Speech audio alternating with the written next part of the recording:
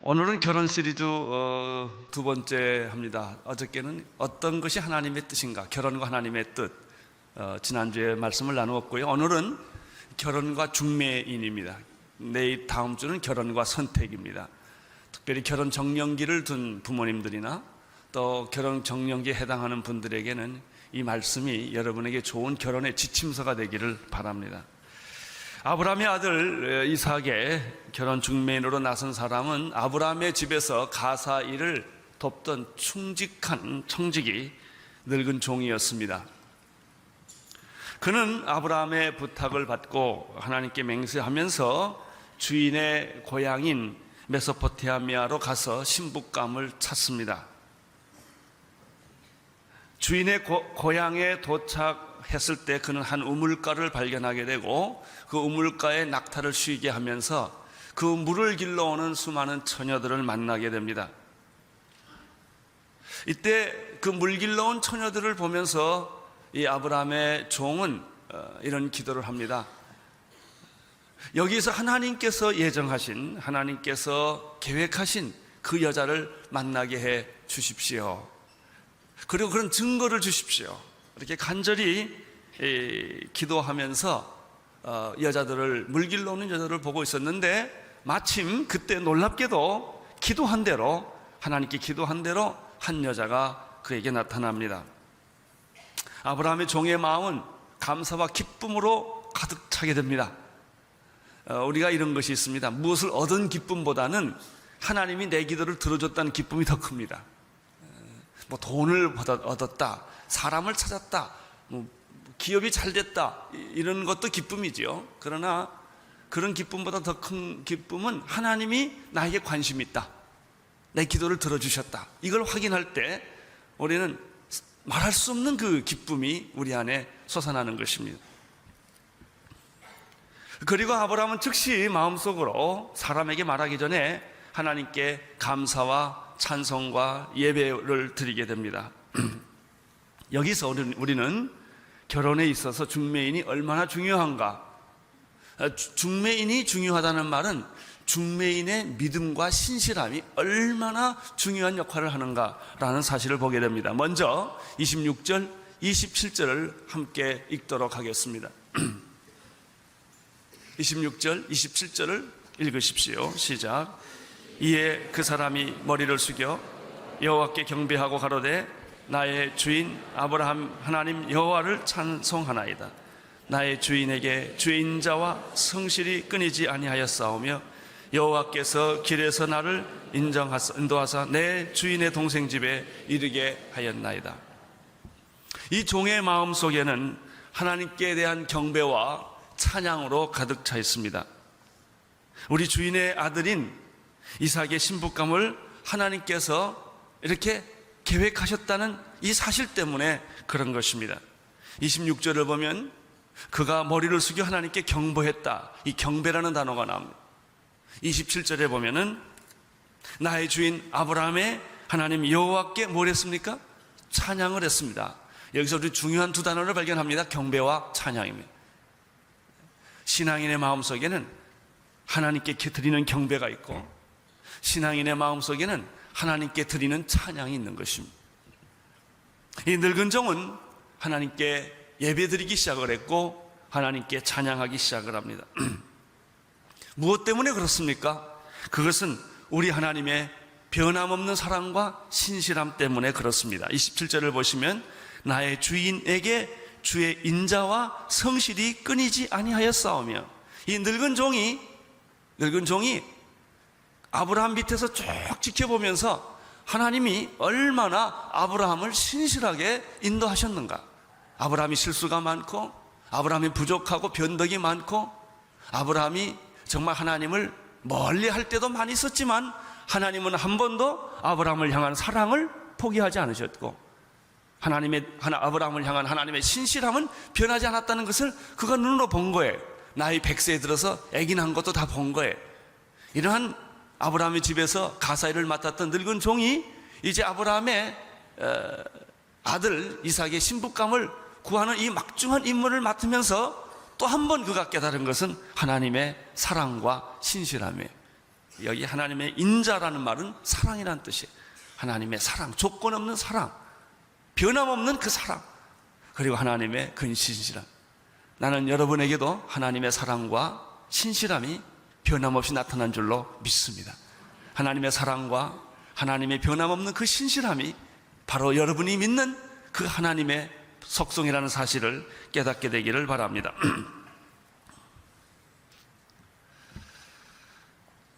그리스도인에게 있어서 가장 중요한 출발은, 그리스도인의 결혼에 있어서 가장 중요한 출발은 하나님께서 이미 내 자녀의 결혼을 축복해 주셨고 배우자를 예정해 주셨다고 믿는 것입니다. 결혼의 실패는 그것을 믿지 않는 데 있습니다. 믿지 않고 눈이 맞아서 결혼했다거나 그냥 세상적인 방법으로 결혼을 합니다. 그랬을 때 위기가 옵니다. 위기가 오면 흔들립니다.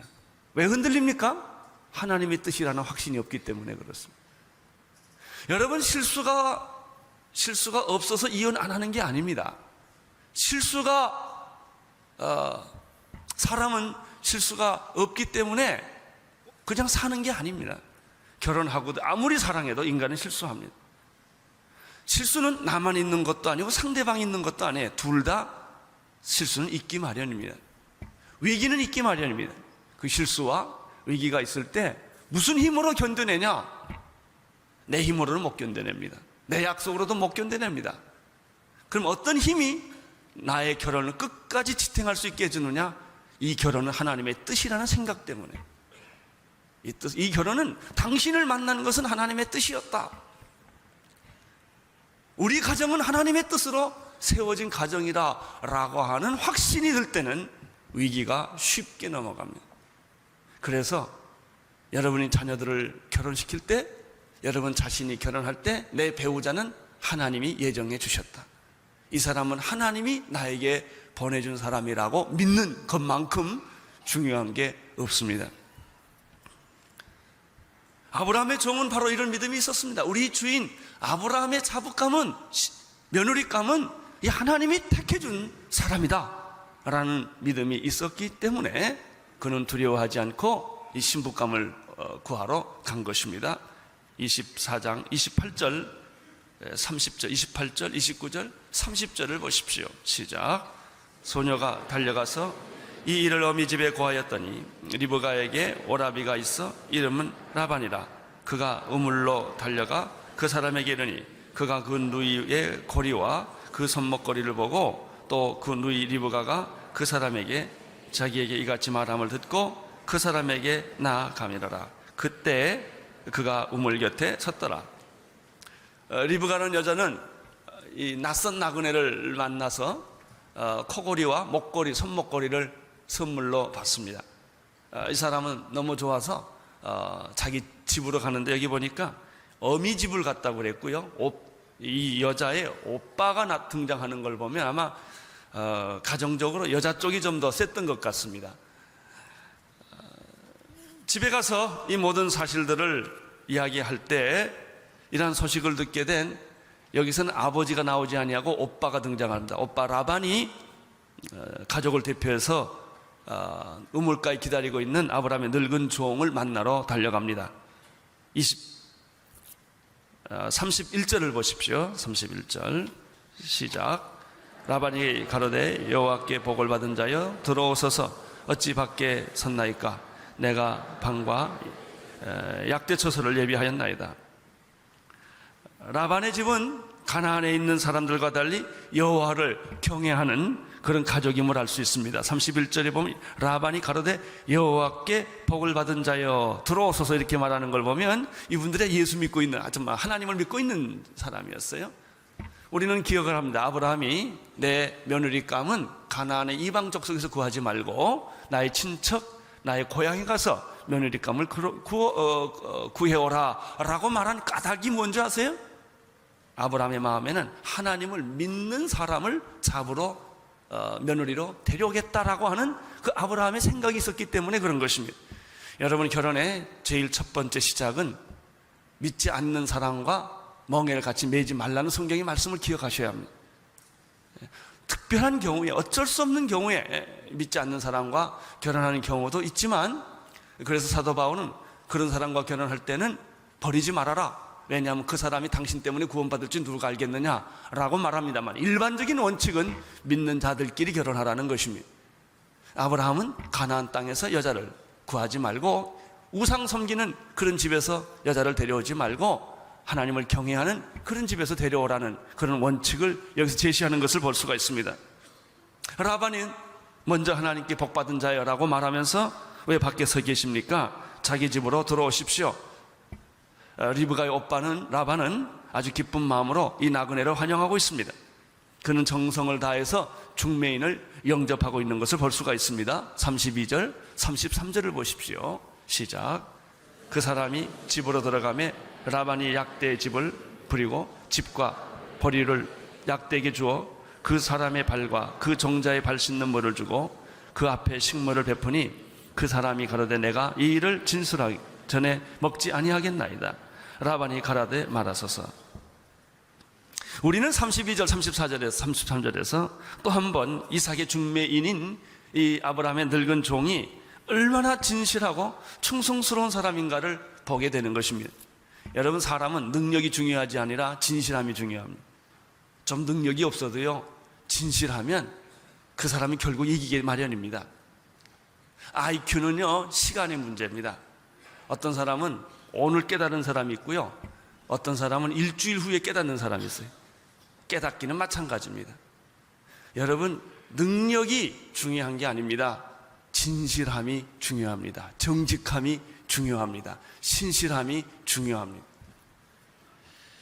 여러분, 똑똑하고 능력 있는 사람이지만 인격이 잘못된 사람과 일하는 것이 좋겠습니까? 조금 능력은 없지만 끝까지 배신하지 않고 충성하고 진실한 사람과 일하는 것이 좋겠습니까? 우리는 이 아브라함의 종에서 이 진실함, 충성스러움, 이 헌신된 모습을 봅니다. 라반은 긴 여행에 지친 약대들에게 짐을 내리게 하고 집과 보리를 제공합니다. 그리고 아브라함의 종에게도 발 씻는 물과 음식을 제공합니다. 그런데 여기 33절에 보면은 늙은 종은 음식을 갖다 주고 물을 갖다 줌에도 불구하고 이 음식을 거절하는 모습을 볼 수가 있습니다. 내가 여기 온 것은 음식 먹으러 온 거 아니다. 내가 여기 온 것은 쉬러 온 것이 아니다. 얼마나 피곤하고 얼마나 쉬고 싶었겠어요. 그리고 음식을 제대로 먹지 못했기 때문에 음식을 보면 얼마나 먹고 싶었겠습니까? 많은 이 사람은 거절합니다. 아무리 중요한 목적이 있다고 할지라도 숨을 돌리고 음식을 나누면서 이야기할 수도 있지 않겠습니까? 그런데 이 늙은 중매인은 그렇지 않습니다. 단연코 자신이 이곳에 온 목적을 분명히 말하고 분명히 전하기 전에는 음식을 먹을 수 없다는 것입니다. 여기서 우리는 이 늙은 종의 충성스러운 모습, 이 늙은 종의 그의 그 목적을 우리는 분명하게 깨달을 수가 있습니다.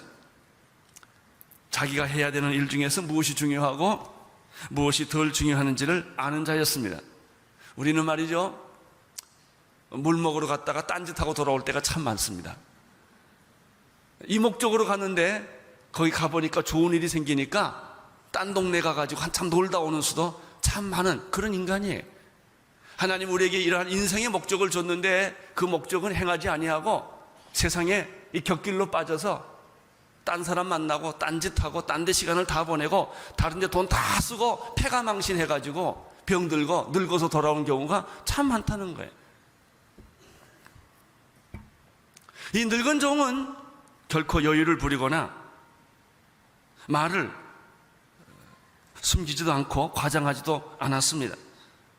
자기가 온 목적, 자기가 온 동기, 이것을 분명하게 했습니다. 그렇습니다. 우리가 예수 잘 믿으려면요, 세상의 목적을 분명히 알고 살아야 돼요. 우물우물하면 안 됩니다. 말을 과장해서도 안 되고요, 말을 바꾸어서도 안 됩니다. 우리는 불편하면, 환경이 나쁘면 말 바꿔버립니다. 우리는 위기가 오고 손해보는 일이 생기면 쉽게 자기 말을 바꿔버리는 것을 볼 수가 있습니다. 그러나 이 늙은 종은 그렇게 하지 않았습니다. 물 한 모금도 안 먹고 음식 하나도 먹지 않습니다. 내가 먼저 당신에게 내가 목적을 말하게 해달라 하고 그는 요구를 합니다. 35절에서부터 40절까지 쭉 보시겠습니다. 시작. 여호와께서 나의 주인에게 크게 복을 주어 창성케 하시되 우양과 은금과 노비와 약대와 나귀를 그에게 주셨고, 나의 주인의 부인 사라가 노년에 나의 주인에게 아들을 낳음에 주인이 그 모든 소유를 그 아들에게 주었나이다. 나의 주인이 나로 맹세하게 하여 가로되 너는 내 아들을 위하여 나 사는 땅 가나안 족속 딸 중에서 아내를 택하지 말고 내 아비 집 내 족속에로 가서 내 아들을 위하여 아비를 택하라 하시기로, 내가 내 주인에게 말하되 혹 여자가 나를 쫓지 아니하며 어찌하리이까 한즉 주인이 내게 이르되 나의 섬기는 여호와께서 그 사자를 너와 함께 보내어 내게 평탄한 길을 주시리니 너는 내 족속 중 내 아비 집에서 내 아들을 위하여 아내를 택할 것이니라. 말을 시키니까 아브라함이 거침없이 일사천리로 떠듬떠듬거리지 않고 얘기를 합니다. 왜 그럴까요? 이걸 너무나 생각을 많이 했기 때문에. 그만큼 이 늙은 종은 자기의 사명에 투철했고 자기의 목적에 투철했고 자기가 할 일에 대해서 투철했던 거예요. 여러분, 예수 믿는 건 여러분 전공입니다. 전공. 예수 얘기는 일사천리로 얘기를 해야 돼요. 전도 누구를 만나든지 일사천리로 얘기해야 돼요. 마음속에 그게 있어야 돼요. 예수님 말하는데 떠듬떠듬거린다거나 교회 일을 하는데 떠듬떠듬거린다거나 학계를 찾는데 신약에서 찾는다거나, 이건 문제가 있습니다. 이 사람은 말하라고 그러니까 거침없이 얘기하는 거예요. 이 아브라함의 종의 얘기를 몇 가지 요약해보면 한 4가지가 있어요. 첫째는 하나님께서 우리 주인 아브라함에게 말할 수 없는 축복을 주셨는데 특별히 물질적인 축복을 부어주었다, 이 얘기를 먼저 합니다. 두 번째는 우리 아브라함, 내 주인 아브라함의 노년에 100세에 날 수 없는 아기를 사라를 통해 낳았다는 것이죠. 그리고 이 세 번째는 이 노년에 얻은 아들이 아브라함의 모든 상속자인데 아들을 위하여 내가 신부감을 지금 구하러 여기에 왔다. 그리고 마지막 얘기가 중요합니다.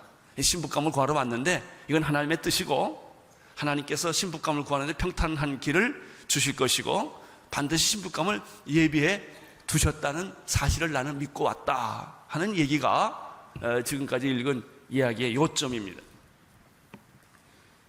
그렇기 때문에 만약에 내가 이 여자를 발견했는데 이 여자가 반대를 하거나 그 여자의 집에서 반대를 한다면 이건 하나님의 뜻이 아닌 줄로 알겠다. 이 남자가 얼마나 떳떳한지 몰라요. 하나님의 뜻을 깨달은 사람은요 떳떳합니다. 우물우물 안 합니다. 이럴까 저럴까 그렇게 하지 않습니다. 왜? 이 아브라함의 늙은 종은 자기가 하는 일에 대한 자부심 있는 사람이에요. 나는 여러분들이 하고 있는 일에 자부심 있게 되기를 바랍니다. 여러분의 직업에 대해서도 자부심을 갖게 되기를 바랍니다. 이 직업은 하나님이 주신 직업이고 내가 하고 있는 일은 그것이 크거나 작거나 사람 보기에 훌륭하거나 훌륭하지 않거나 이 일은 하나님이 내게 맡겨주신 일이라고 확실히 믿을 때 능력이 나타나는 것이죠. 41절, 42절, 44절까지 읽겠습니다. 41절에서 44절까지 읽어보십시오. 시작. 내가 내 족속에 이를 때 내가 내 맹세와 상관이 없으리니 서로 그들이 내게 주지 아니할지라도 내가 내 맹세와 상관이 없으리라 하시기로, 내가 오늘 우물가에 이르러 말씀하기를 나의 주인 아브라함의 하나님 여호와여, 만일 나의 행하는 길에 형통함을 주실진 내가 이 우물 곁에 섰다가 청년 여자가 물을 길러오거든 내가 그에게 청하기를 너는 멍하리로 물을 내게 조금 마시우라 하여 그의 대답이 당신은 마시라 내가 또 당신의 약대를 위하여서 기르려 하면 그 여자는 여호와께서 나의 주인의 아들을 위하여 정하여 주신 자가 되리라 하매.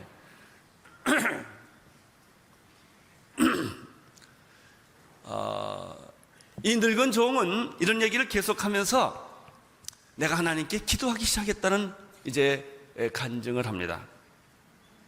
하나님께서 기도해서 이런 여자를 만나면 하나님의 뜻이라고 내가 믿겠다라는 얘기를 했다는 것입니다. 이 늙은 종에서 발견하는 게 또 하나 있어요. 그게 뭔지 아세요? 일관된 태도입니다. 일관된 태도. 우리들에게 부족한 게 뭔지 아십니까? 믿음이 없는 게 아니라 일관된 믿음이 없는 게 문제입니다. 금년은 잘 믿었다, 내년은 형편없어지고, 은혜 받을 때는 은혜 혼자 다 받은 것처럼 떠들다가 코가 석자가 빠질 때는 내가 언제 예수 믿었냐, 내가 언제 교회 다녔냐 하는 식으로 그렇게 살아가는 사람들이 참 많습니다. 이 아브라함의 종에게 있어서 우리가 배워야 할 점은 일관된 확신입니다. 하나님이 이 결혼을 준비해 주셨고, 이 결혼을 평탄케 해 주실 것이고, 이 결혼에 반드시 하나님께서 예비해 주신 그 여자를 내가 만나게 될 것이다 라고 하는 믿음이에요. 어떤 사람은 확신이 너무 지나쳐서 다른 사람에게 피해를 주는 경우도 많이 있지만, 또 어떤 사람은 일관된 믿음이 없이 봉사하기 때문에, 일관된 믿음이 없이 환경에 따라 흔들리기 때문에 좌로나 우로나 치우치는 그런 사람들을 많이 보게 됩니다. 하나님이 우리 주인의 며느리감을 준비해 주셨다, 나는 그 사람을 꼭 만날 것이다, 이렇게 믿는 거예요. 사랑하는 성도 여러분, 여러분의 자녀들의 배우자감을 하나님이 지정해 줬다는 사실을 믿으시기를 바랍니다. 이것을 믿으면서 시작을 해야만 모든 일이 풀립니다. 거기서부터 흔들리면 다 흔들립니다. 제가 지난주에 그런 말을 했죠. 여러분의 아내는 누가 주신 분이에요? 오다 가다 만난 사람 아닙니다. 그냥 우연히 만난 사람이 아니에요. 그렇게 만났다 할지라도 내가 살다가 예수 믿고 보니까 내가 하나님을 알기 전에 이미 나를 택해서 이런 가정을 만들어 주었구나라고 믿으셔야 돼요. 그때부터 하나님의 축복의 물줄기는 여러분의 가정을 통하여 흘러갈 줄로 믿습니다. 여러분, 무슨 일을 하든지 무슨 일을 만나든지 이것이 하나님의 뜻인가 아닌가를 묻는 것이 제일 중요합니다. 일하는 게 중요하지 않아요. 이게 하나님의 뜻이냐? 라고 묻는 게 더 중요합니다.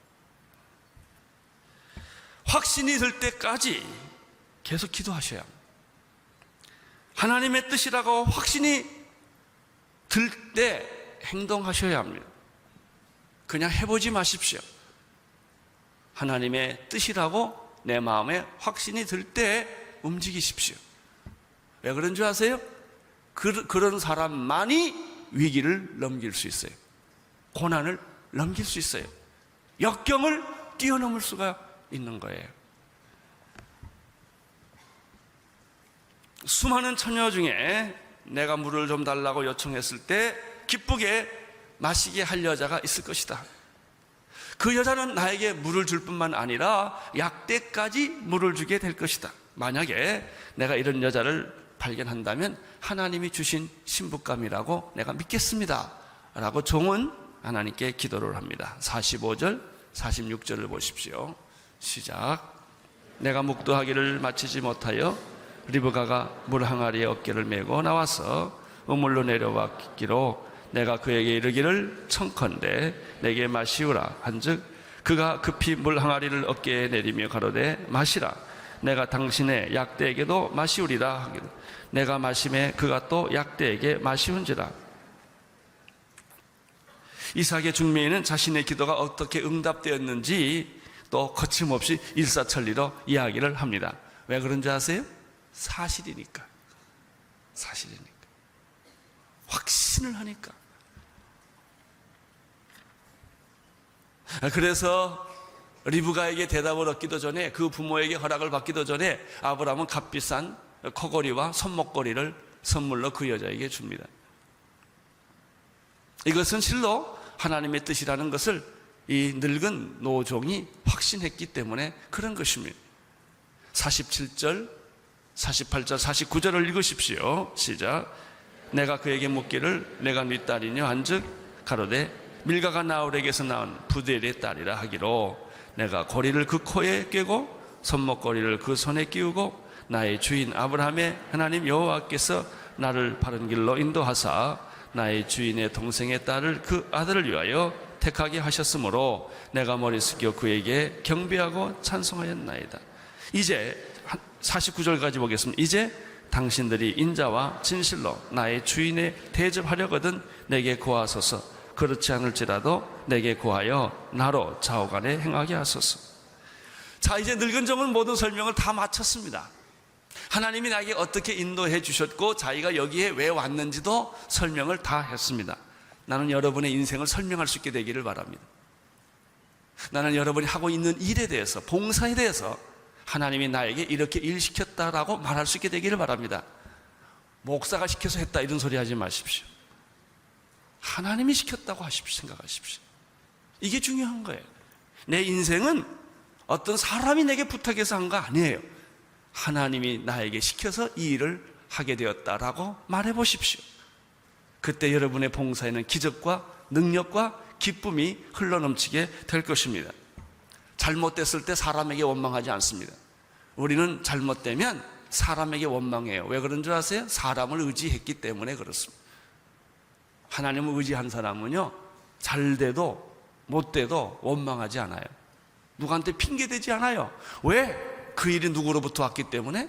하나님으로부터 왔기 때문에. 내가 사람을 위해서 일하는 게 아니에요. 사람을 사랑할 뿐이죠. 내가 일하는 분은 하나님뿐이에요. 이것이 이 늙은 종의 그 태도에서 우리는 발견할 수 있는 것이죠. 이 마지막 부분에서 이 49절에서 아주 이 늙은 종이 굉장한 말을 합니다. 이제 당신 얘기를 다 들었어. 이제 당신이 인자와 진실로 나의 주인을 대접하려거든 내게 말하십시오. 이게 하나님의 뜻이라고 한다면 예스라고 응답하시고, 하나님의 뜻이 아니라고 생각한다면 노라고 분명히 말해 주십시오. 자, 여러분, 여기서 사정하지 않고 있다는 걸 발견합니다. 결혼은요, 사정해서 되지 않아요. 나한테 결혼 좀 해주세요. 이렇게 한다고 되는 게 아니에요. 그래서 뭐 10번 찍어서 안 넘어가는 나무 없다 이래가지고 하는데 그게 아닙니다. 결혼은 하나님의 뜻이어야 합니다. 그래서 그렇게 말합니다. 당신이 하나님의 뜻이라고 생각하면 예스 하시오. 뜻이 아니라고 생각하면 노를 하시오.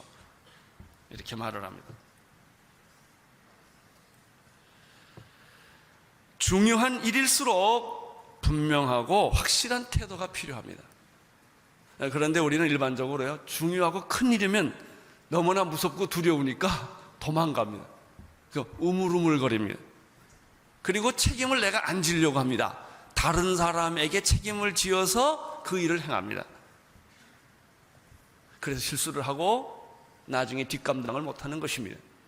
여러분, 중요한 일일수록 여러분이 결정하셔야 합니다. 중요한 일일수록 하나님과 함께 결정하셔야 합니다. 중요한 일일수록 하나님의 뜻에 따라서 결정하셔야 후회가 없습니다. 저는 이 말씀을 읽으면서 이런 생각을 하게 됐습니다. 아, 그렇구나. 내가 예수 그리스도의 영원한 신부로구나 하는 생각을 하게 됐습니다. 이삭의 신부는 리브가였고, 이 신부를 얻기 위하여 늙은 종은 이렇게 신실하게 고생을 했죠.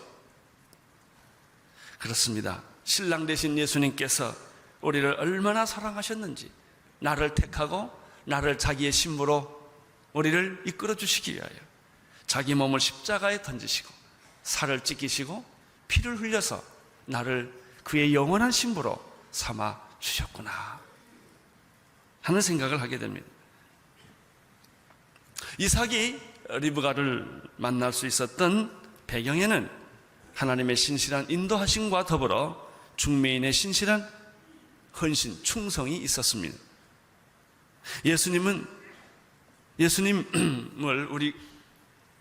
예수님께서 우리를 사랑하실 때 건성으로 사랑하지 않았다는 사실을 기억하십시오.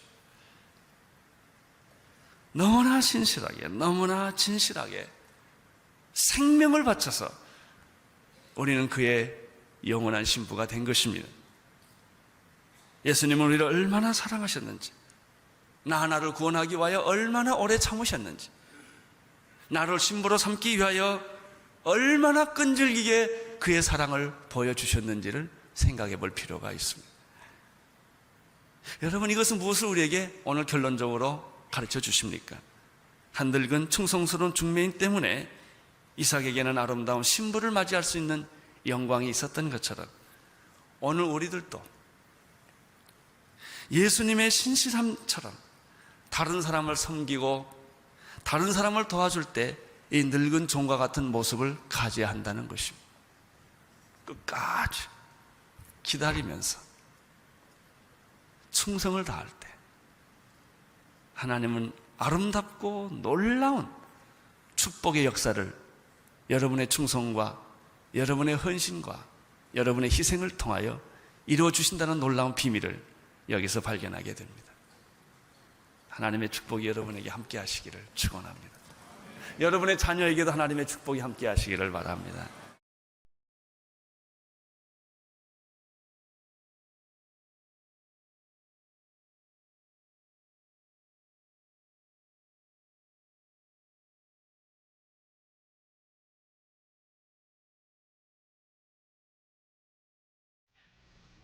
천사의 얼굴을 가진 스데반, 지난주에 저희들이 공부했던 내용입니다. 이 스데반은 초대교회 성도의 한 모델이었습니다.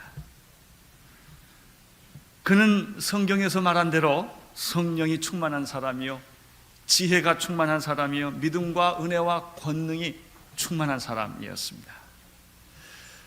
그의 신앙은 어느 한 부분에 치우쳐 있지를 않고 잘 조화된 인격을 가졌습니다. 그에게는 기사와 표적이 있는 능력도 있었습니다. 그러나 은사나 능력적으로만 가지도 않았습니다. 아주 인격이 있는 그런 신앙입니다. 그는 모든 사람으로부터 존경과 사랑을 받았는데 특별히 그가 교회 생활은 아주 훌륭했습니다. 구제와 봉사와 재정관리에 충성스러운 일을 했습니다. 이렇게 보면 그는 훌륭한 행정가였습니다. 또 그는 복음에 탁월한 변증가였습니다. 그의 변증은 설교가 될 만큼 아주 탁월한, 그리고 구약에 대해서 조예가 깊은 그런 사람이었습니다. 바로 이 사람이 초대교회 성도의 한 모델이었던 스데반 또는 빌립과 같은 그런 모델입니다. 저는 이 말씀을, 이분을 생각하면서 우리 온누리교회 성도들의 모델은 누굴까, 그런 생각을 해봤습니다. 어떤 분이 이 정도면은 참 초대교회 모델인 것처럼 우리 온누리교회 집사나 장로의 모델이 될 수 있을까?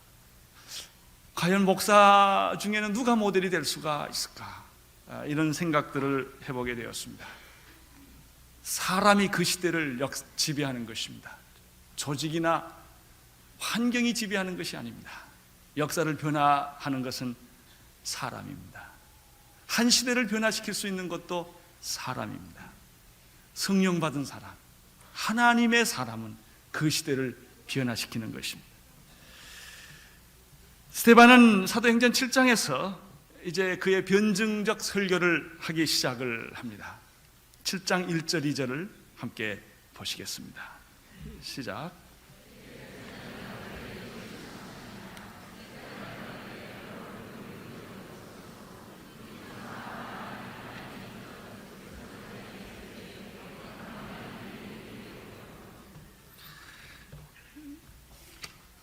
대제사장이 가로되 이것이 사실이냐?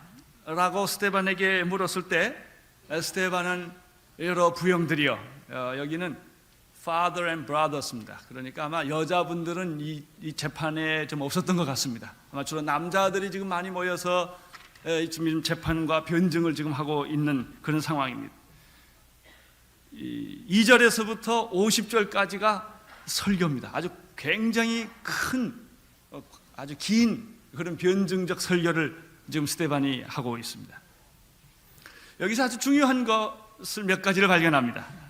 첫째는 스데반은 자기가 처한 위기를, 자기가 만난 최대의 그 위기를 설교의 기회로 삼았다는 것입니다. 백성의 장로들과 서기관들에 의해서 그는 체포됐습니다. 그리고 그는 공회에서 지금 불법 재판을 받고 있습니다. 거짓 증인들에 의해서 어려움을 겪고 있습니다. 대제사장은 재판의 관례에 따라서 거짓 증인을 한 것을 듣고 이 사람들이 이렇게 말했는데 이게 사실이냐라고 지금 질문하고 있는 것입니다. 스데반은 이 기회를 놓치지 않았습니다.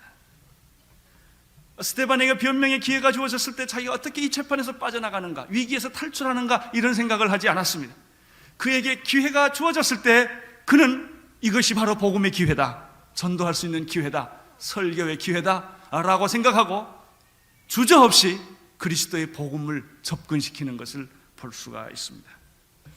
대부분의 많은 사람들은 위기가 찾아오면 암 선고를 받는다든지, 사업의 부도 위기에 몰린다든지, 어떤 가정의 절망적인 상황에 부딪힐 때 제일 먼저 오는 첫 번째 방황은 당황하는 것입니다. 어쩔 줄을 몰라요. 겉으로는 태연한 척하지만 속에서는 견딜 수 없는 불안이 있는 것입니다. 위기가 오면 우선순위가 허물어집니다. 먼저 할 것과 나중 할 것이 혼돈이 생깁니다. 그리고 길이 보이지를 않습니다. 쉽게 절망에 빠집니다. 어떤 경우에는 자기가 당한 위기 앞에 하나님을 원망합니다. 하나님이 이럴 수가 있을까? 나는 죄도 짓지 않았고 나는 평생 착하게 살았는데 왜 하나님이 나에게 이런 시련을 주시나? 이렇게 하나님을 원망합니다. 나는 새벽기도도 잘 나갔고 나는 헌금도 잘했고 누구보다도 봉사를 많이 했는데 왜 나에게 이런 시련이 있을까라고 하나님께 원망을 합니다. 그리고 이 위기에 빠지게 했던 주위 사람들을 원망하기 시작합니다. 그런데 이런 위기 속에서 자기의 잘못을 발견할 때는 한참 시간이 가야 합니다. 고난의 끝에 왔을 때, 그때야 내게 문제가 있구나, 그때 합니다. 고난의 처음에는 자기의 문제를 발견 못합니다. 사람이 평소에 무엇을 생각하느냐가 그 사람입니다. 사람이 평소에 무엇을 생각하느냐는 위기 상황에서 잘 나타납니다.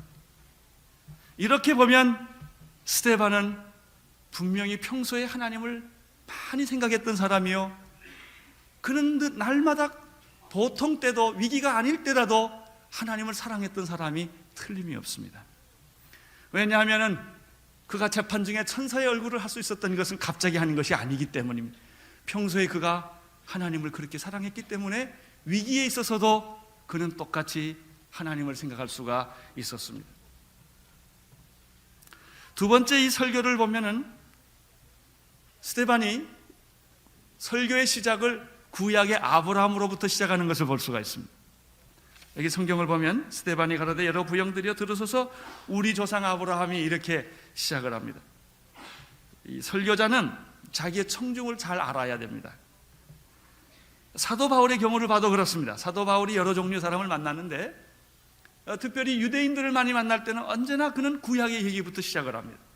그 이유는 유대인들은 구약을 너무나 잘 알고 익숙하고 아브라함을 존경했기 때문에 그들에서부터 얘기를 시작합니다. 그러나 사도 바울이 아데네 같은 데 가서 이방인들한테 전도할 때는 그렇게 하지 않습니다. 너희들이 범사에 종교성이 많도다, 너희들이 알지 못하는 신에게 예배하였지만 하고 나옵니다. 벌써 이 접촉이, 구약을 해봐야 이방인들은 전혀 알아듣지를 못하니까 그들이 평소에 알고 있는 그런 우상과 종교성에 대해서부터 얘기를 끌고 들어가서 전도를 하는 것을 볼 수가 있습니다. 우리가 이번 크리스마스 때 지금 전도하기를 원합니다. 바로 이러한 스데반의 방법은 우리가 전도에 있어서 굉장히 중요한 원리 중에 하나입니다. 어떤 사람은 전도하라고 갔는데 방법이 나빠가지고 화를 내게 하고 오는 사람이 있어요. 어떤 사람은 전도하라고 했더니 예수님하고 석가님하고 싸움 붙여놓고 온 사람도 있어요. 예수가 좋다, 석가가 좋다, 아주 그냥 그런 논쟁을 시키고 오는 분들도 있습니다. 여러분이 전도를 해보십시오. 전도를 해보면 예수님 나쁘다는 사람은 하나도 없습니다. 대부분의 많은 사람들이 예수님을 거부하는 것은 예수 믿는 사람들 꼴 보기 싫어서. 교회가 왜 그따위냐 이거예요. 그래서 싫다는 겁니다. 결국 우리의 인격과 우리의 삶과 우리의 전도 방법에 뭐가 문제가 있는 것입니다. 스데반의 전도하는 것을 보면 굉장히 지혜롭게 시작하는 것을 우리가 알 수가 있습니다. 구약을 인용하는데 가만 보니까 2절부터 50절까지 창세기에서부터 말라기까지 얘기를 아주 다 정리를 해서 6가지 주제로 이야기하는 것을 찾아볼 수가 있습니다. 이렇게 놓고 보니까 우리 스데반 이분이 성경의 파노라마의 선구자가 아니었나. 우리 이재양 목사님이 오셔서 이거 뭐 했는데 그 성경을 그렇게 아주 잘 압축해서 요약해서 말씀하고 있는 것을 볼 수가 있습니다. 첫째 주제는 2절부터 16절입니다. 창세기 내용을 압축을 했는데 우리 하나님께서는 자기의 백성을 구원하시기 위하여 아브라함과 이삭과 야곱과 요셉을 부르시고 인도하셨다는 내용입니다. 두 번째 변증과 설교의 주제는 17절부터 41절까지 내용으로서 출애굽기와 레위기를 압축을 했습니다. 즉 하나님은 모세를 통하여 이스라엘 백성들을 해방시키시고 그리고 보호하셨다는 내용입니다. 세 번째 설교의 주제는 42절에서부터 44절로서 민수기와 신명기의 내용을 요약을 하는 것으로서 하나님은 이스라엘 백성들을 구원하셨지만 그냥 그대로 내버려두지 아니하시고 그들을 훈련시키시기 위하여 시험을 주셨고 그래서 교훈을 주셨다는 내용입니다. 45절에 보면은 여호수아서 내용이 한 절로 요약이 되어 있습니다. 하나님은 약속대로 자기의 백성들을 적과 꿀이 흐르는 가나안 땅으로 들어가게 하시고 그리고 그 땅을 정복케 하는 일을 하셨다는 것입니다. 46절과 47절에 보면은 사무엘 하에서 역대하까지 내용을 요약한 것으로서 하나님께서는 다윗과 솔로몬을 통하여 성전을 짓게 하신 이야기가 거기에 나타납니다. 그리고 48절과 50절을 보면은 그렇지만 하나님이 성전을 짓게 하셨지만은 우리 하나님은 사람의 손으로 지은 성전 안에 제한되지 않는 분이시다라는 이야기를 지금 쭉 해옵니다. 이것이 바로 2절에서부터 50절까지 내용을 아주 일사천리로 쭉 지금 이야기를 하는 것입니다. 이런 얘기를 듣고 있을 동안에 바로 거기 있는 대제사장들과 서기관들과 백성의 장로들은 너무 자기들이 익숙한 얘기, 자기들이 좋아하고 존경하는 얘기를 계속하기 때문에 아주 잘 이 말씀을 듣고 있었습니다. 그러나 스데반의 의도는, 스데반의 요점은 그것이 아니었습니다. 이런 얘기를 이렇게 장황하게 길게 구약을 전부 이야기하는 이유는 그들의 잘못된 생각과 위선과 허위를 들춰내는 데 있었던 것입니다. 51절을 보시기를 바랍니다. 그 설교를 마치고 51절에서 스데반은 바로 다음의 말씀을 합니다. 같이 읽겠습니다. 시작.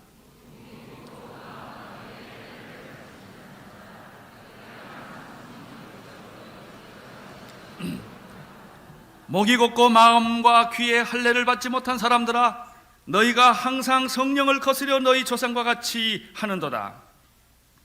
구약 역사의 개간이 끝난 직후에 던진 일종의 폭탄 선언인 것입니다.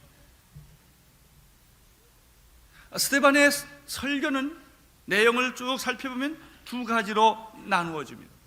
하나는 하나님을 믿고 따르는 이스라엘이 있는 반면에 하나님을 믿지만 실제로는 하나님을 거역하고 불신한 이스라엘이 있다는 것입니다.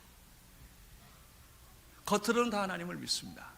그러나 정말 하나님께 순종하는 그룹이 있고 하나님을 믿으면서도 반항하고 하나님께 불순종하고 결과가 항상 나쁜, 그래서 오히려 하나님의 종들을 죽이고 하나님의 예언자들을 죽이는 그런 그룹이 있다는 것입니다.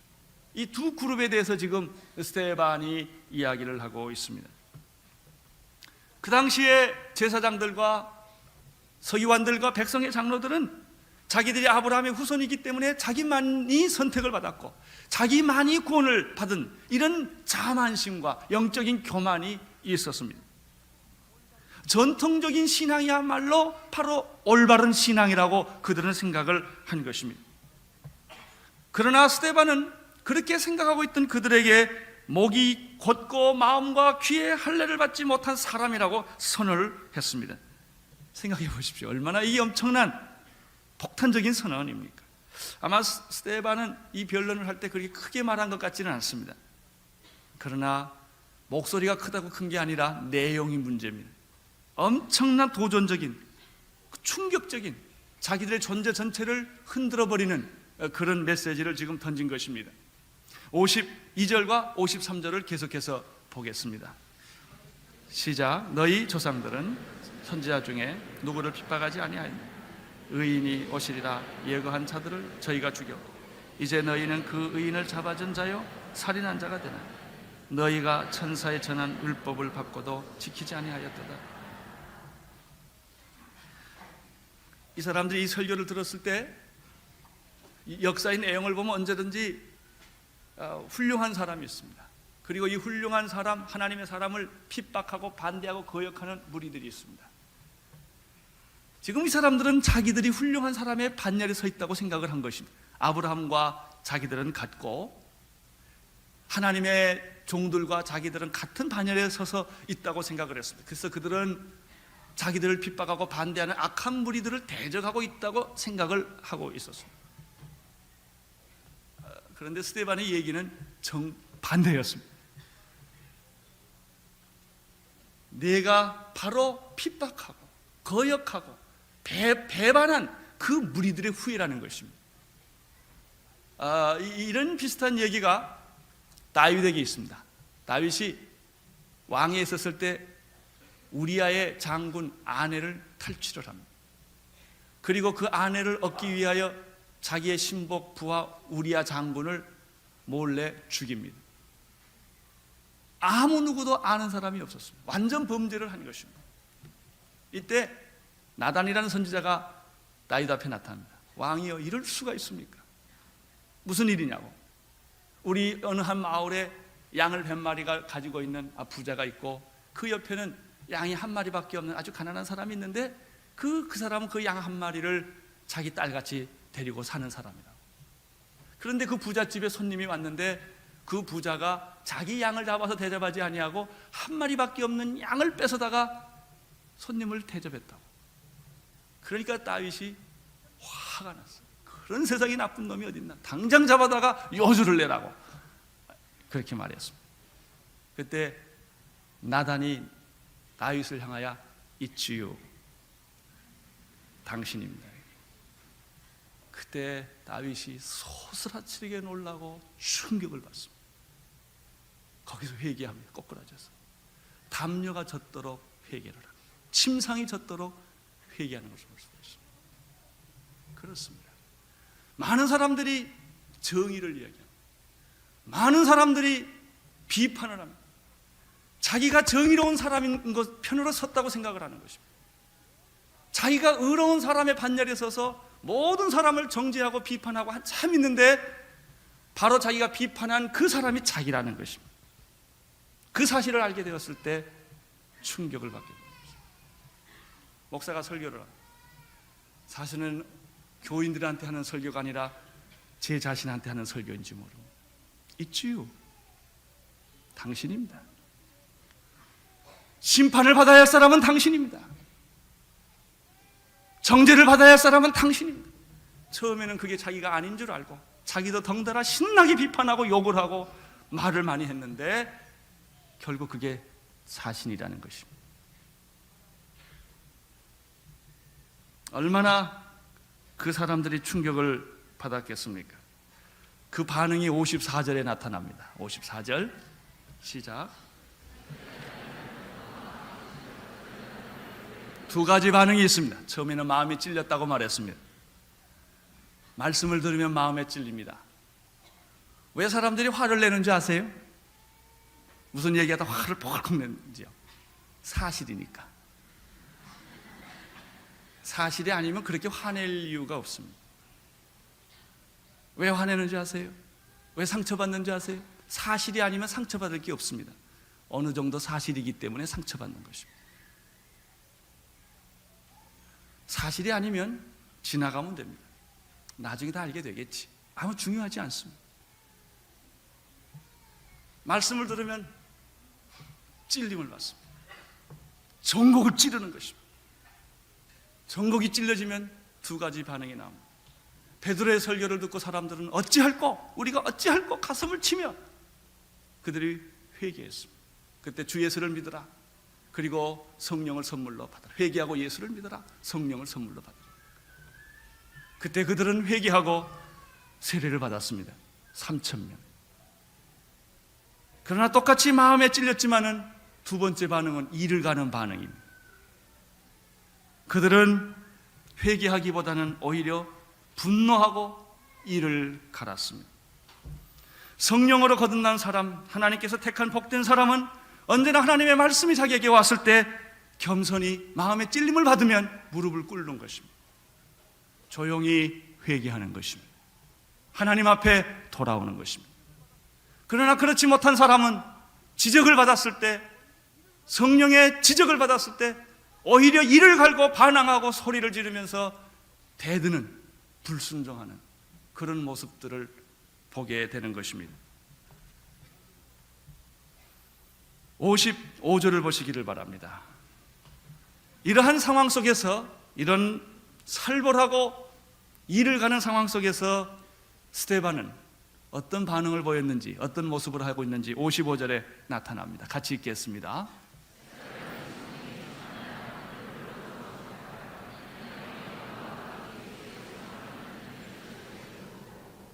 여기서 우리는 또다시 놀라운 또 하나의 사실을 목격하게 됩니다. 이런 위기 속에서, 이런 허위 증언 속에서, 이런 분노하고 이를 갈고 어쩌면 죽여버리고 싶은 살기가 있는, 그래서 나중에는 실제로 죽여버립니다. 이런 분위기 속에서 스데반은 어떤 모습을 가지고 있었는가? 첫째, 그는 성령이 충만했다고 말했습니다. 그렇습니다. 우리가 6장에서 천사의 얼굴을 한 스데반 얘기를 했습니다. 어떻게 스데반이 그런 얼굴을 할 수 있었을까? 그렇습니다. 성령이 그를 충만하게, 성령이 충만했기 때문에 그런 상황 속에서 그는 천사의 얼굴을 할 수가 있었습니다. 우리는 환경의 지배를 받습니다. 그러나 그리스도인은 환경을 초월한 사람들입니다. 우리는 이 세상 속에 삽니다. 그래서 우리는 날마다 먹고 마시고 자고 살아야 되는 이런 구체적인 현실 속에 사는 똑같은 인간들입니다. 우리에게도 자녀가 있고 부모가 있고 가족이 있습니다. 우리가 살아야 되는 직장이 있고 우리가 살아야 되는 이 사회라는 규범이 있는 것입니다. 그러나 우리는 그 안에 살고 있지만 그 안에 예속되어 있지 않습니다. 세상을 뛰어넘어 살고 있는 사람들이 그리스도인들입니다. 스데반은 그런 사람이었습니다. 그렇기 때문에 그는 그의 그 재판 속에서도 그는 성령이 충만했던 것을 볼 수가 있습니다. 두 번째입니다. 성령이 충만했을 뿐만 아니라 그 영은, 그가 지금 하늘을, 그의 눈은 하늘을 우러러 주목하고 있었다, 이렇게 되어 있습니다. 스데반이 성령에 충만하여 하늘을 우러러하여 주목하여, 이렇게 되어 있습니다. 그의 마음과 생각은 하늘에 있습니다. 눈이 있는 것보다 더 중요한 것은 무엇을 보느냐입니다. 그리고 어디를 보느냐입니다. 눈이라고 다 눈이겠습니까? 입이라고 다 입이겠습니까? 귀라고 다 귀겠습니까? 볼 수 없는 눈도 있고 말할 수 없는 입도 있고 들을 수 없는 귀를 가진 자들이 얼마나 많이 있습니까? 오늘 이 성경에도 목이 곧은 백성이라고 말했고 마음과 귀에 할례를 받지 못한 사람이라고 말했습니다. 나는 여러분들이 입과 귀와 눈이 성령 세례 받게 되기를 바랍니다. 그래야 보이는 것입니다. 그래야 들리는 것입니다. 그래야 말을 하는 것입니다. 그때 그 말은 능력이 되는 것입니다. 여러분들은 지금 무슨 생각을 하고 있습니까?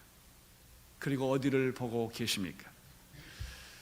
스데반은 하늘을 우러러 주목해서 봤다고 말했는데, 세 번째, 그러면 무엇을 봤을까 하는 것입니다. 그 다음 성경을 보면 스데반이 성령이 충만하여 하늘을 우러러 주목하여 뭘 봤다고 말했습니까? 하나님의 영광과 및 예수께서 하나님의 우편에 서신 것을 봤다고 말했습니다. 그가 본 것은 하나님의 영광입니다. 영광의 광채입니다. 그가 하늘을 봤을 때 하늘이 찬란하게 빛나는 것을 보았습니다. 천국이란 하나님의 영광의 광채가 충만한 곳입니다. 하나님이 계신 곳에는 언제나 영광의 빛으로 충만되어 있습니다. 하나님을 만난 사람도 그 영광의 빛이 있는 것입니다. 모세가 하나님을 만났을 때 그 얼굴에서 빛이 났는데 그 빛을 사람들이 볼 수가 없어서 수건으로 가렸다는 말씀이 있습니다. 어떤 사람 얼굴은 죽은 사람 얼굴처럼 된 사람이 있습니다. 아무리 화장을 하고 뭘 해도 죽은 얼굴이 있습니다. 어떤 사람의 얼굴은 아무것도 치장을 하지 않았는데 살아있는 생명이 넘쳐 흐르는 얼굴이 있을 수가 있습니다. 하나님이 내 안에 계시면, 하나님의 생각이 깊어지면 영광의 광채가 우리 몸 안에 있게 되는 것입니다. 스데반에게는 바로 이것이 보였던 것입니다. 영광의 광채가 보였습니다. 그 하나님의 영광의 광채를 보고 있으니까 그 안에 뭐가 또 하나 더 있는 것을 그가 보게 된 것입니다. 어떤 사람이 있는 것입니다. 그 사람이 바로 예수 그리스도십니다. 그 영광의, 하나님의 영광의 광채를 우러러 보고 있는데 하나님 보호자 우편에 서 계신 예수였습니다. 그가 그것을 본 것입니다. 그렇습니다. 지금도 예수님은 우리를 위해서 하늘에서 중보기도 하고 계십니다. 하나님은 이스라엘 백성들이 400년 동안 애굽에서 종살이 하실 때 주무시고 계시지 않았습니다. 다 보고 있었습니다. 다 알고 있었습니다. 하나님은 여러분의 고통을 알고 계십니다. 하나님은 여러분의 질병도 알고 계십니다. 하나님은 지금 여러분이 얼마나 사면초가에 빠져서 외로워하고 있는지 하나님은 아십니다. 모르시지 않습니다. 여기에 재밌는 표현은 스데반이 하나님 보호자 우편에 서 있다고 말했습니다. 여러분, 언제 우리가 서 있습니까? 보통 때는 앉아 있습니다. 그러나 중요한 일이 생기면 서는 것입니다. 우리 예수님은 앉아 계시지 않습니다. 하나님 보호자 우편에 서서 스데반을 지금 보고 있는 것입니다. 막 뛰어가려는 모습처럼 손을 펴서 그를 구원하고 싶은 그런 표정으로 그를 보고 있었을 것입니다. 왜냐하면 스데반은 곧 돌에 맞아 순교하는 그런 위기에 처해 있는 것을 예수님이 아시기 때문에 보고 있었습니다. 예수님은 지금 여러분을 그렇게 보고 계십니다. 하나님은 내가 제일 위기에 빠졌을 때 하나님은 제일 가까이 계십니다. 예수님의 제자들이 예수님을 떠났습니다. 고기 잡으러 갔습니다. 밤이 맞도록 그들은 다시 어부가 되어서 고기를 잡았습니다. 한 마리도 잡지 못했습니다. 새벽이 되었습니다. 고기는 한 마리 잡지 못하고 춥고 배고픈 그 새벽에 그들은 다시 무트로 나오기 시작을 했습니다. 그때 거기 어떤 한 사람이 서 있었습니다. 애들아, 고기를 얼마나 잡았느냐? 예수인 줄 몰랐습니다. 한 마리도 잡지 못했습니다. 이때 눈치 빠른 요한이 그 음성을 가만 듣다가 생각하니 어디서 많이 듣던 소리입니다. 순간 주님이시다고 외칩니다. 베드로가 그냥 물 위에 뛰어들어가는 내용을 우리가 볼 수 있습니다. 우리가 배고플 때, 춥고 고독할 때, 고기를 한 마리 못 잡았을 때 주님은 거기 계신 것입니다. 왜 주님이 안 보일까요? 우리의 슬픔이 너무 크면 주님이 보이지를 않습니다. 내 생각이 너무 크면 하나님이 보이지를 않습니다. 하나님은 지금 여러분 옆에 계십니다. 여러분 안에 계시기를 원하십니다. 우리 예수님은 지금 이 자리에 계십니다. 그러나 내 생각이 너무나 충만되어 있고 내 환경과 내 조건이 너무 충만되어 있어서 주님이 느껴지지 않는 것입니다. 여러분 믿으십시오. 절대로 주님이 없는 것이 아닙니다. 여러분이 못 보신 것입니다. 그러나 스데반은 오늘 그것을 보았습니다. 재판 중에 그것을 보았습니다. 재판하고 있을 때, 모함을 받고 있었을 때, 그가 돌에 맞아 죽었을 때 보통 사람 같았으면 하나님이 나를 버렸다고 말할 것입니다. 내가 주님을 위해서 살려고 하는데 왜 이렇게 돌에 맞아 죽어야 되느냐고 그들이 항변할지 모릅니다. 그런 위기입니다. 그런 불행한 사태입니다. 그러나 그러한 불행한 사태에서 스데반은 예수님을 보았습니다. 그 예수님은 앉아 계신 예수님이 아니라 서 계신 예수님이십니다. 손을 뻗치고 응답하려는 예수님이십니다. 오늘 여러분 스데반처럼 이 예수님을 보고 싶지 않으십니까? 지금 주님은 여러분 안에 계시고 여러분 곁에 계시고 여러분을 향하여 계십니다. 그분은 그냥 계시지 않고 기도하고 계십니다. 성령이 말할 수 없는 탄식으로 우리가 기도 못할 때 기도해 주신 것처럼 우리가 기도를 잃어버렸을 때, 믿음이 끝났을 때 주님은 우리를 포기하지 않고 계속해서 우리를 찾고 계십니다. 그래서 스데반의 얼굴은 천사처럼 빛날 수가 있었습니다. 오늘 하나님의 축복이 여러분에게도 똑같이 임하게 되기를 바랍니다. 하나님의 광채가 여기 있고 그 광채 속에는 예수님이 계십니다. 기도하겠습니다. 하나님 아버지, 스데반은 재판 중에 성령 충만했으며 하늘을 우러러 보았으며 하나님의 영광의 광채를 그가 보았습니다. 주님, 오늘 우리의 고난의 현실 속에서 똑같이 이런 것들을 보게 되기를 원합니다. 우리는 세상을 이길 힘이 없습니다. 주여, 이 힘을 우리에게 주시옵소서. 우리는 질병을 이길 힘이 없습니다. 질병을 이길 수 있는 믿음과 힘을 주시옵소서. 우리는 세상을 뚫고 나갈 용기가 없습니다. 우리는 여리고 앞에서 얼마나 많이 좌절했는지요. 그러나 이 시간 다시 스데반처럼 하늘을 우러러 보게 하여 주옵소서. 먹구름 속에 은빛 광채가 나타난 것처럼 아버지 하나님의 그 하늘에서는 우리 하나님의 영광의 광채가 있으며 우리를 위해서 중보기도 하고 계시는 예수님이 서 계신 것을 믿습니다. 주여, 우리로 하여금 새로 시작하게 하여 주시옵소서. 예수님 이름으로 기도드리옵나이다.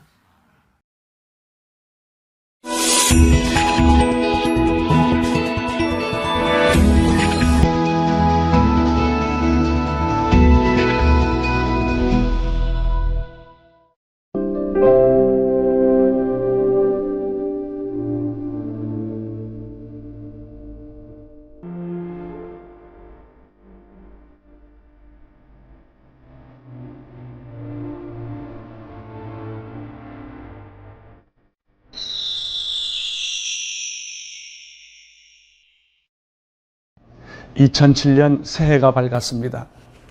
새해를 어떻게 시작하면 좋겠습니까? 하나님과 함께 시작해야 합니다. 말씀과 함께 시작해야 합니다. 성령과 함께 시작해야 합니다. 그렇게 되면 우리는 결코 후회함이 없을 것입니다. 나의 결론이 아니라 하나님의 결론이 나타날 것입니다. 2007년 큐티하는 한 해가 되기를 축원합니다.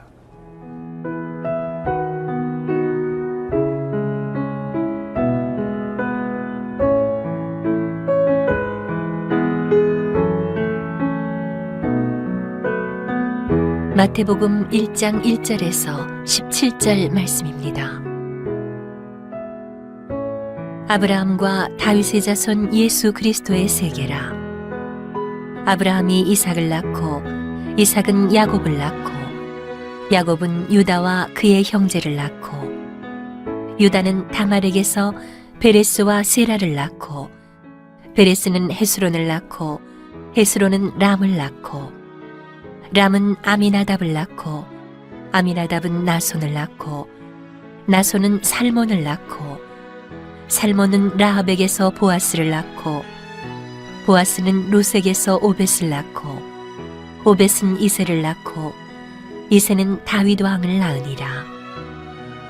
다윗은 우리아의 아내에게서 솔로몬을 낳고 솔로몬은 르호보암을 낳고 르호보암은 아비야를 낳고 아비야는 아사를 낳고 아사는 여호사밧을 낳고 여호사밧은 요람을 낳고 요람은 우시야를 낳고 우시야는 요담을 낳고 요담은 아하스를 낳고 아하스는 히스기야를 낳고 히스기야는 므낫세를 낳고 므낫세는 아몬을 낳고 아몬은 요시야를 낳고 바벨론으로 이거할 때에 요시야는 여고냐와 그의 형제를 낳으니라.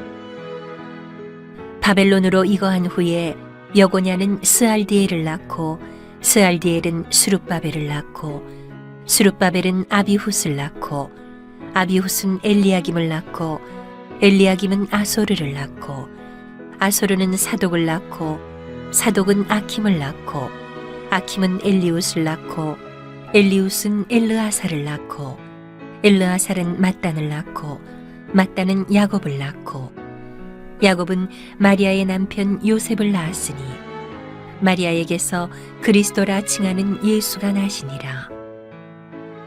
그런즉 모든 대수가 아브라함부터 다윗까지 14대요 다윗부터 바벨론으로 이거할 때까지 14대요 바벨론으로 이거한 후부터 그리스도까지 14대로라. 벌써 생명의 삶으로 큐티하는 사람이 20만 명이 넘어가고 있습니다. 20만 명이 기도한다고 생각해 보십시오. 세상이 변할 것입니다. 20만 명이 큐티한다고 생각해 보십시오. 교회가 변할 것입니다. 저는 이번에 꿈을 가지고 2007년을 시작합니다.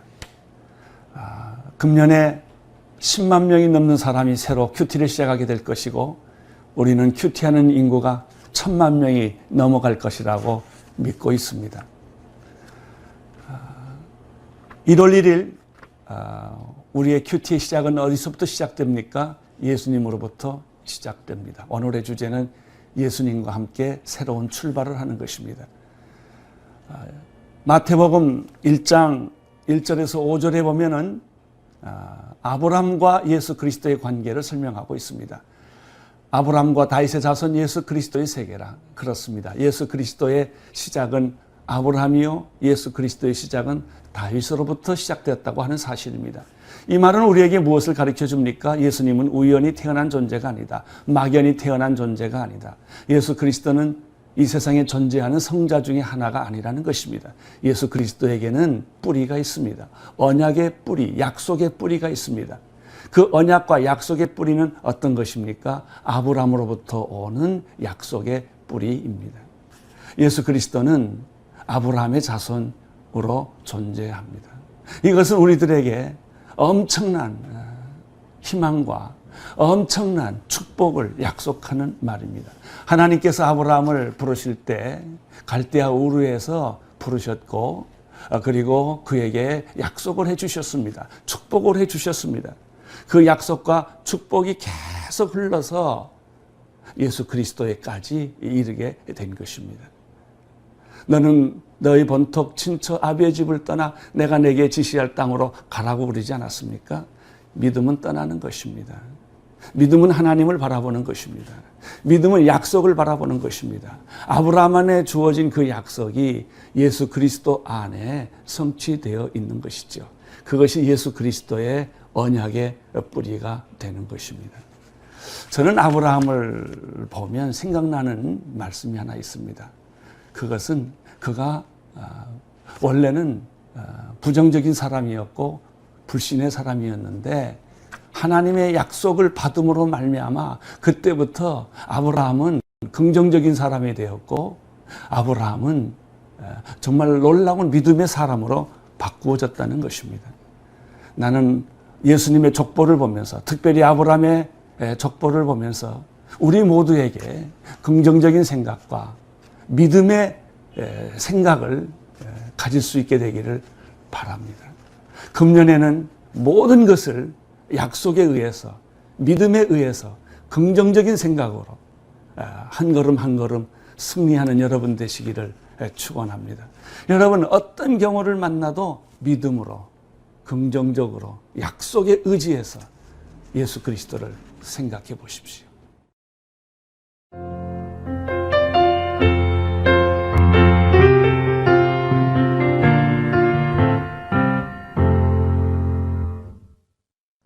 예수님의 두 번째 뿌리는 다윗입니다. 아브라함과 다윗의 자손 예수 그리스도의 세계라.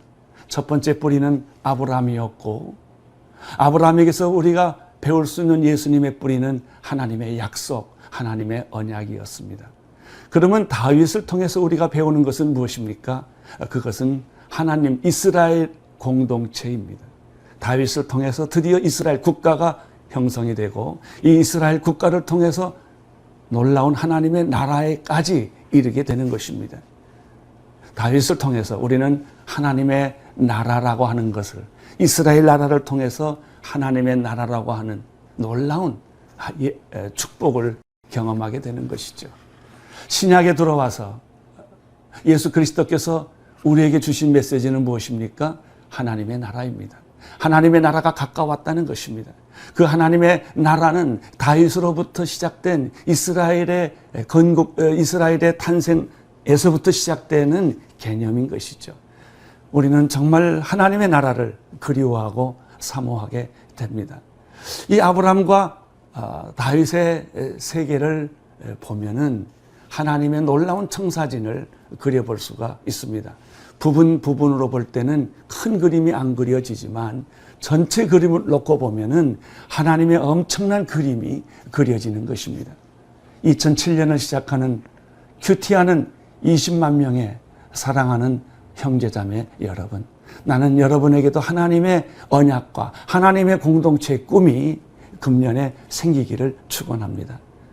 나는 여러분들 개인의 꿈보다는 하나님의 엄청난 상상할 수 없는 구원과 회복과 약속의 큰 청사진이 여러분의 인생에 그려지기를 바라는 것입니다.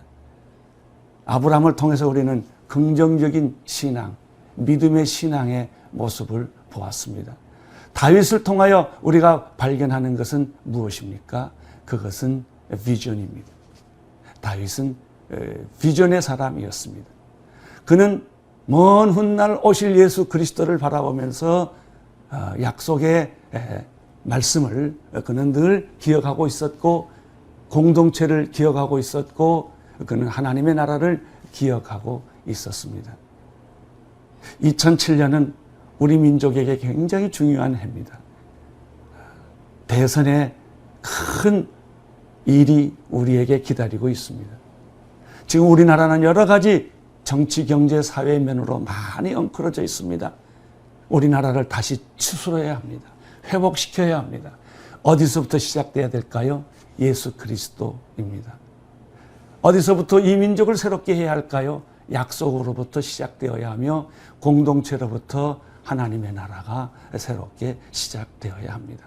무엇보다도 큐티하시는 20만 명의 형제자매 여러분, 나는 여러분들에게 긍정적인 믿음을 갖게 되기를 바라며 약속에 기초한 믿음을 갖게 되기를 바라며 공동체를 위한, 하나님의 나라를 위한 믿음이 여러분에게 있게 되기를 축원합니다. 기도하겠습니다. 하나님 아버지, 예수님의 뿌리는 아브라함과 다윗의 약속과 공동체였습니다. 우리에게도 우리의 믿음의 뿌리가 예수 그리스도가 되게 하시고 우리의 미래는 희망으로 가득 차게 하여 주옵소서.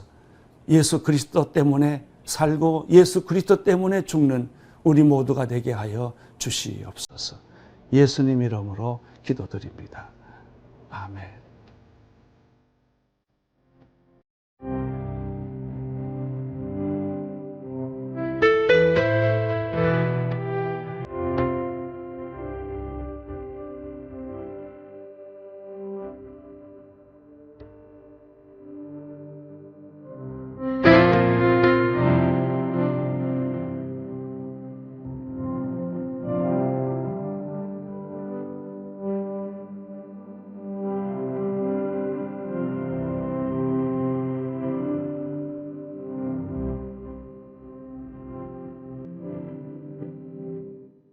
이 프로그램은 세상의 꿈을 전하는 두란노와 함께합니다.